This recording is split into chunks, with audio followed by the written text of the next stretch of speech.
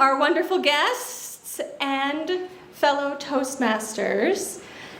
I feel like saying fellow Toastmasters is going to feel kind of strange for a while, because even though I've been associated with the organization for a decade, I've only been in the club for a few months. Yes. And tonight is actually just my second speech. Oh. So we'll see how this proceeds. But as I mentioned, I've been associated with Toastmasters for 10 years. And this has mostly been through my husband, which coincidentally, we have also been married for 10 years. Ah. Now, this may seem a little, I don't know, coincidental, but let me tell you how I was introduced to Toastmasters.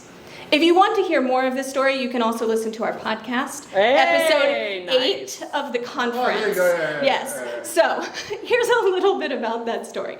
All right, it's 2014.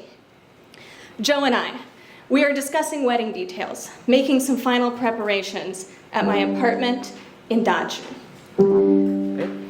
Was that part of the preparation? We have badong badong. The badong badong is not part of the preparation. But we were going through our final details, and Joe mentions that, oh, Paul, one of his best friends, perhaps his best friend, I should correct, best friend, only friend. Hey, wait a minute. Hey. Is going to be giving a milestone speech. His C10, which under the old education program in Toastmasters was the capstone project for that initial set of speeches. So Joe was going to attend this fantastic meeting. It was going to be huge, a big party, a big dinner, lots of people. He was going to go with Paul and Queenie, and I'm like, yes, all of this sounds great. And then Joe says, well, it's TGIF, so it's going to be on a Friday. It's like, okay, well, that means I'm off the hook. I don't have to go because I teach Bible study on Friday. So I can't miss class. So, okay, this all sounds really good so far.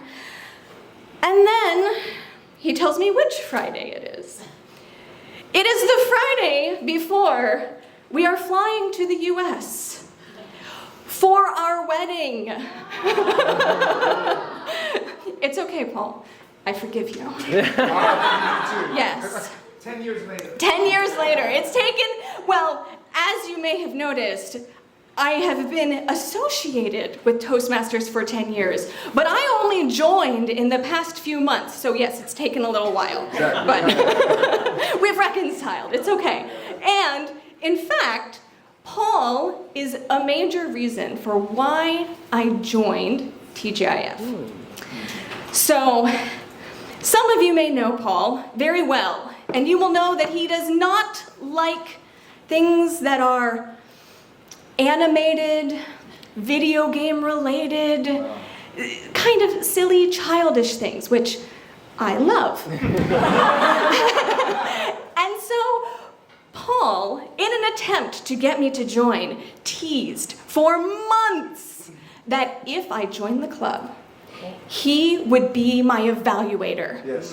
And that's a really big deal because Paul is an excellent evaluator. He gives very good, constructive feedback, so you know how to do better next time. But that was not the best part. He said that if I joined, he would give my evaluation wearing a Pokemon shirt. And now, tonight is my second speech. So if you want to see Paul's evaluation of my first speech, it's on the YouTube channel. Hey, thank you, Carolyn. Yes. I'm getting all of them in there, Paul. Don't worry. So, Barcode's on the back. Barcode's on the back, that's right. So, actually, while this is a very tempting offer, I did not accept immediately. But I had been kind of playing with the idea, maybe it's time to join. Maybe we're getting close to, okay, I should join Toastmasters. I should do something a little bit different, be involved in a different way. But it wasn't really until Paul announced that he was going to be the next president of TGIF and asked if I would be part of the officer team coming in. And it's like, well, I've already been thinking about it. We've got this really great offer of Pokemon evaluation, and he wants me to be an officer. And not just any officer, vice president of membership. So membership is something that I really value, is being able to interact with everybody and build relationship, because that's what TGIF is to me. It's family.